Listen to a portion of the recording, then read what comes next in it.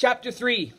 Going to die, Brian thought. Going to die, gonna die, gonna die. His whole brain screamed it in the sudden silence. Gonna die. He wiped his mouth with the back of his arm and held the nose down. The plane went into a glide, a very fast glide that ate altitude, and suddenly there weren't any lakes. All he'd seen since they started flying over the forest was lakes, and now they were gone, gone. Out in front, far away at the horizon, he could see lots of them glittering blue in the late afternoon sun. But he needed one right in front. He desperately needed a lake right in front of the plane, and all he saw through the windshield were trees, green death trees. If he had to turn, he didn't think he could keep the plane flying. His stomach tightened into a series of rolling knots, and his breath came in short bursts. There, not quite in front, but slightly to the right, he saw a lake, L-shaped, with rounded corners, and the plane was nearly aimed at the long part of the L. Coming from the bottom and heading to the top, just a tiny bit to the right, he pushed the right rudder pedal gently, and the nose moved over. But the turn cost him speed, and now the lake was above the nose. He pulled back on the wheel slightly, and the nose came up. This caused the plane to slow dramatically and almost seemed to stop and wallow in the air. The controls became very loose-feeling and frightened Brian, making him push the wheel back in. This increased the speed a bit, but filled the windshield once more with nothing but trees, and put the lake well above the nose and out of reach. For a space of 3 or 4 seconds, things seemed to hang almost to stop. The plane was flying, but so slowly, it would never reach the lake. Brian looked out to the side and saw a small pond, and at the edge of the pond some large animal, he thought a moose, standing out in the water. All so still looking, so stopped. The pond and the moose and the trees, as he slid over them now, only 300 or 400 feet off the ground, all like a picture.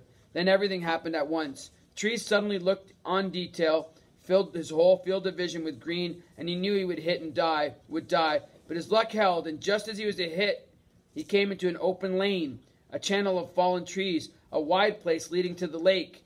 The plane, committed now to landing, to crashing, fell into the wide place like a stone, and Brian eased back on the wheel and braced himself for the crash.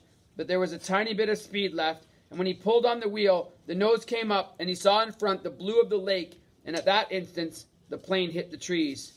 There was a great wrenching as the wings caught the pines at the side of the clearing and broke back, ripping back just outside the main branches. Dust and dirt blew off the floor into his face so hard he thought there must have been some kind of explosion. He was momentarily blinded and slammed forward in the seat, smashing his head on the wheel. Then a wild crashing sound, ripping of metal, and the plane rolled to the right and blew through the trees, out over the water and down to slam into the lake. Skip once on water as hard as concrete, water that tore the windshield out and shattered the side windows, water that drove him back into the seat.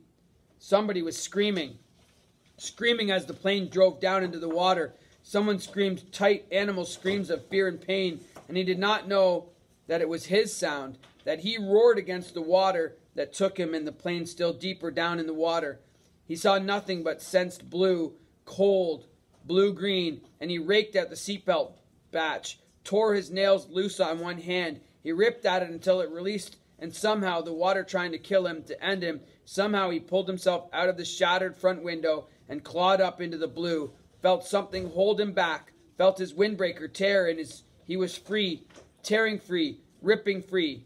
But so far to the surface, and his lungs could not do this thing, could not hold, and were through. And he sucked water, took a great pull of water that would finally win, finally take him, and his head broke into light, and he vomited and swam, pulling without knowing what he was doing, without knowing anything, pulling until his hands caught at weeds and muck, pulling and screaming until his hands caught at last in grass and brush, and he felt his chest on land, felt his face in the coarse blades of grass, and he stopped. Everything stopped. A color came that he had never seen before, a color that exploded in his mind with the pain, and he was gone from it all, spiraling out into the world, spiraling out into nothing.